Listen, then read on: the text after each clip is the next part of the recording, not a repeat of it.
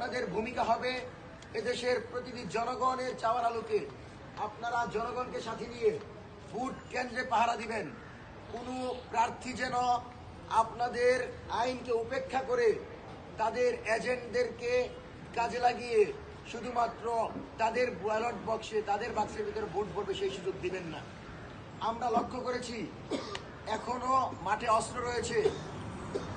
সরকার 100% অস্ত্র উদ্ধার করতে পারে নাই। সেজন্য প্রশাসন যদি সর্বোচ্চ নিরাপত্তা নিশ্চিত করতে ব্যর্থ হয় তাহলে নির্বাচন কিন্তু সহিংসতার দিকে যাবে। গতকাল গাজীপুরে সংঘর্ষ হয়েছে, সারা রাত রাস্তায় আগুন জ্বেলে দুই পক্ষ সংঘর্ষ করেছে, জনগণ ভোগান্তিতে পড়েছে। যদি এইভাবে পরিবেশ তৈরি হয় তাহলে কিন্তু বাংলাদেশে সুষ্ঠু নির্বাচন হবে না। এবং আমরা কোনোভাবেই প্রত্যাশা করি না যে বাংলাদেশের সেনাবাহিনী নিরপেক্ষতা হারিয়ে চুপচাপ মির্জাফরের মতো দাঁড়িয়ে থাকবে আর বিদেশি শক্তির এজেন্ডা বাস্তবায়ন করে কোনো শক্তি ভোট কেন্দ্রে নিজেদের মতো করে পরিচালনা করবে, এটা আমরা প্রত্যাশা করি না। দেশের দেশপ্রেমিক সেনাবাহিনী 12 তারিখ সর্বোচ্চ নিরপেক্ষতা থেকে সর্বোচ্চ আইন প্রয়োগ করে সর্বোচ্চ নিরাপত্তা নিশ্চিত করে বাংলাদেশের জনগণের ভোটাধিকার নিশ্চিত করবে বলে আমরা প্রত্যাশা করছি। এবং আমরা সরকারকে স্পষ্ট বলছি, বাংলাদেশের তরুণদের অন্যতম স্বেচ্ছাসেবী সংগঠন এবং বিএনসিসি ইতিমধ্যেই প্রত্যেকটি ছাত্র সংসদ নির্বাচনে গুরুত্বপূর্ণ ভূমিকা রেখেছে। সেই জায়গা থেকে ত্রয়োদশ জাতীয় সংসদ নির্বাচনে যেন বিএনসিসিদেরকে নিযুক্ত করা হয়, কারণ এই তরুণরা যদি থাকে তাহলে দুর্বৃত্তরা একটি ভোটও চুরি করার সাহস পাবে না।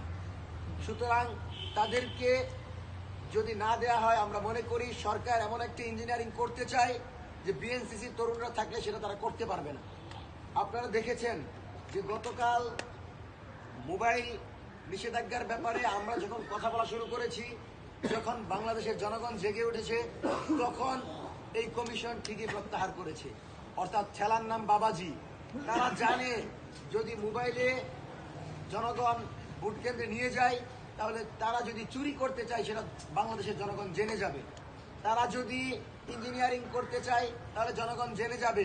সেজন্য তারা মোবাইল নেয়ার ব্যাপারে নিষেধাজ্ঞা দিয়েছিল। কিন্তু জনগণ যখন এটাকে প্রতিবাদ করেছে ঠিকই তারা পরিবর্তন করে দিয়েছে।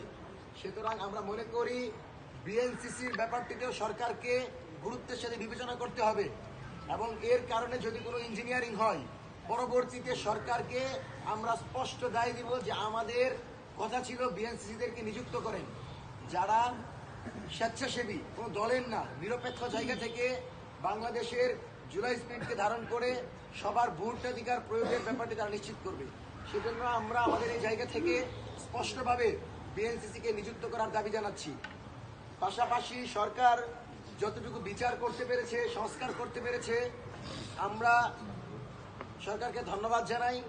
আমরা মনে করি অন্তর্বর্তীকালীন সরকার নিজেদের জায়গা থেকে 100% সফল না হলেও অনেকাংশেই বাংলাদেশের জনগণের প্রত্যাশা পূরণ করতে পেরেছে এবং গুম খুনের বিচার হয়েছে, শুরু হয়েছে, পিলখানা হত্যাকাণ্ডের তদন্ত হয়েছে, শাপলা হত্যাকাণ্ডের তদন্ত হয় নাই।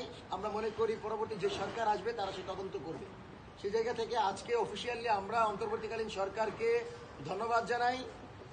সংস্কার এবং বিচারের জায়গাতে তাদের যথেষ্ট অগ্রগতি হয়েছে, কিছু ব্যর্থতাও আছে। আমরা অফিসিয়ালি তাদেরকে কৃতজ্ঞতা জানাচ্ছি। আগামীকাল ত্রয়োদশ জাতীয় সংসদ নির্বাচনের মাধ্যমে তাদের বিদায় হবে। যারা দায়িত্বে ছিল তারা তাদের হিসাব নিকাশ পেশ করবে বলে আমরা মনে করছি। যারা হিসাব নিকাশ পেশ